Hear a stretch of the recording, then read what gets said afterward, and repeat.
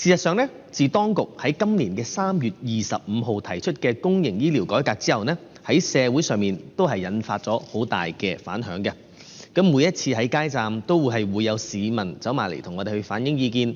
咁喺民建聯嘅角度呢，我哋理解當局改革背後嘅理念，明白隨住人口持續老化呢，如果當局繼續唔作出任何嘅改革，現時各類嘅公立醫療服務嘅輪候時間只會係越嚟越長。同時呢，成個公立醫療嘅系統壓力亦都係會越嚟越大，最終可能係會出現好似英國 NHS 爆煲嘅情況咁。故此喺呢個大前提底下呢，我哋係非常之認同，亦都係支持當局踏出改革嘅關鍵第一步。普遍市民亦都係好擔心改革係咪會讓到佢哋更加難去睇病，甚至係會唔敢睇病嘅憂慮。因此呢，我提出嘅修正案，希望當局喺收費改革之餘呢，亦都係更加積極咁去提升醫管局本身嘅資源運用效率。如果可以慳多啲，自然就可以加少啲。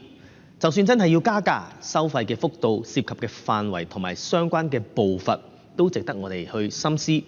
當局一定要避免太急、太密、太多，導致市民係無所適從。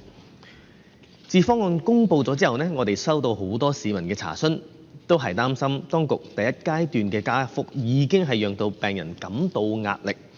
而呢一個都只不過係第一步。當局未來嘅目標呢，係喺5年之內進一步將資助嘅比率降到90%，到時病人嘅壓力就只會係更加沉重。我哋成個收費改革如果係要成功嘅話，除咗係要公營醫療系統之外，亦都係需要私營嘅醫療配合。過去議會亦都係多次討論，大家亦都係好有共識，認為咧私院嘅收費透明度同埋套餐式嘅收費多寡呢，係絕對影響住有負擔能力嘅病人願唔願意係由公家轉去私家。